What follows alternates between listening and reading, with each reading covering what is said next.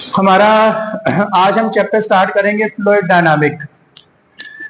Fluid का मतलब होता है हमारे पास माया, कोई भी ऐसी चीज जो बहती है। देखिए बेटा, हमारे पास कोई भी मैटर है वो तीन शेप्स में पाया जाता है, मादा तीन शक्लों में पाया जाता है। हर वो चीज जो वजन रखे और जगह घेरती है वो मादा कहलाता है। तो उसमें हमारे पास एक सॉलिड है, एक लिक्विड है और एक गैस होता है। अगर बात कर ले बेटा फ्लूइड, तो फ्लूइड हमारे पास माया होता है जिसे लिक्विड कहा जाता है।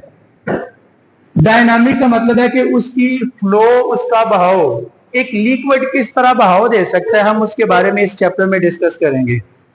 सबसे पहले हमारे पास पहला है viscous drag and Stokes law. Viscous नाम से जाहिर है, विस्कस का लफ्जी मतलब है गाढ़ापन, जिसे आप कह सकते हो कि बहुत ज्यादा थिक या थिन। जैसे आप डेली लाइफ में इस्तेमाल करते हो बेटा कि हमारे पास जो पानी है वो पानी और शहद की मिसाल ले लें, दोनों है तो लिक्विड, लेकिन हमारे पास पानी जो है वो ज्यादा जो है वो पतला होता है, थिन होता है, और एज कंपेयर टू हनी, शहद वगैरह की।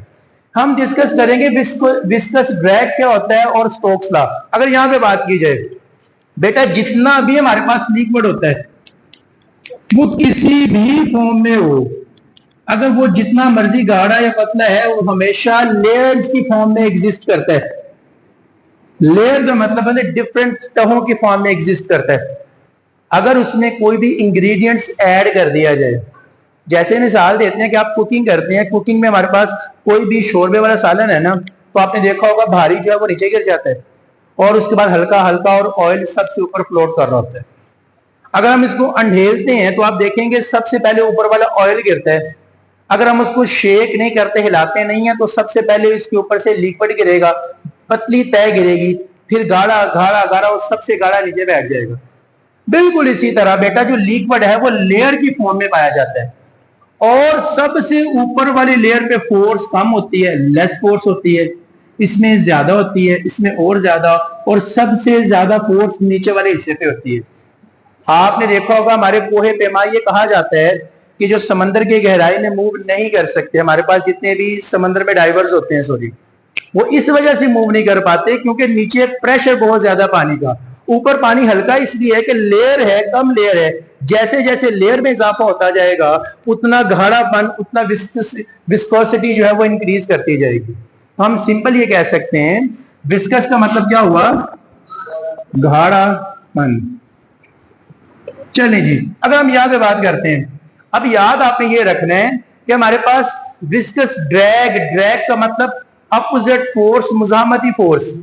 अब देखें बेटा, याद रखना है मुजामती फोर्स सिर्फ सॉलिड अप्लाई नहीं करती, लिक्विड अप्लाई नहीं करती, बल्कि गैस या हमारे पास कोई भी हमारे पास ऐसी बॉडी जो गैस की फॉर्म में पाई जाएगी, वो भी एक अपोजिट फोर्स, मुखालिफ फोर्स अप्लाई करेगी।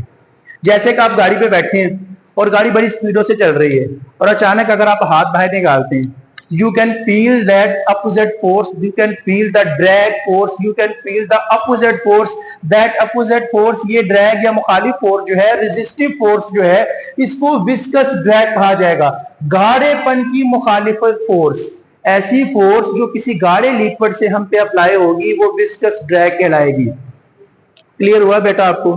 मैं फिर आपको रिकॉल कर दूं, कोई भी ऑब्जेक्ट जब ऊपर से नीचे ड्रॉप किया जाएगा तो आप देखते हैं उस ऑब्जेक्ट पे नीचे से ऊपर की तरफ एक एयर, एक हवा फील होती है। इस मुजाहमती हवा की फोर्स को, इस रेजिस्टिव फोर्स को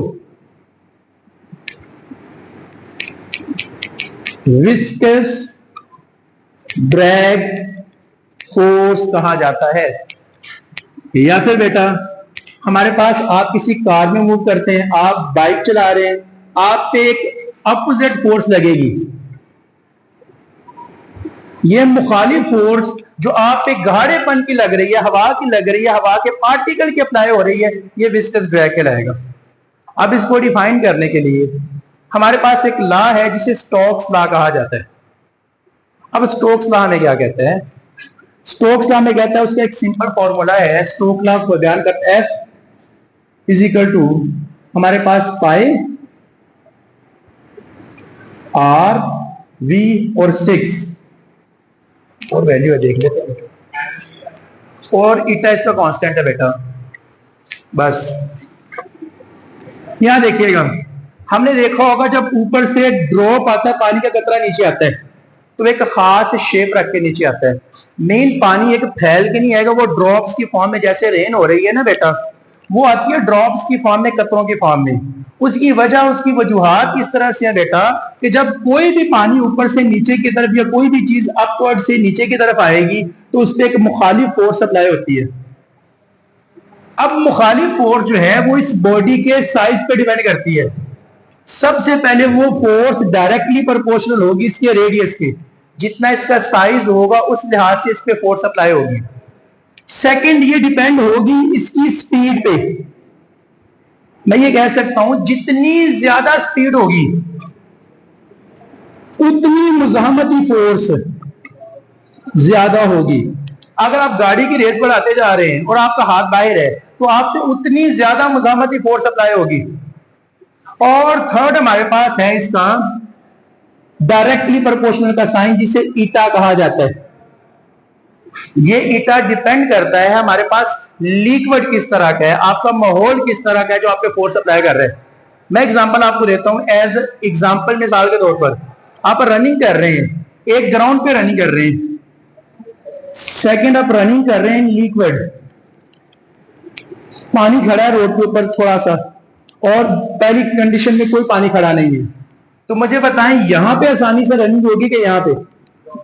बिल्कुल ग्राउंड पे रनिंग आसानी से होगी, क्योंकि यहाँ पे विस्कोसिटी कम है, गाढ़ापन कम है। यहाँ पे विस्कोसिटी ज्यादा है, जितनी विस्कोसिटी, गाढ़ापन ज्यादा होगा, इसका मतलब फोर्स जो है वो डायरेक्टली प्रोपोर्शनल होती है ईटा के।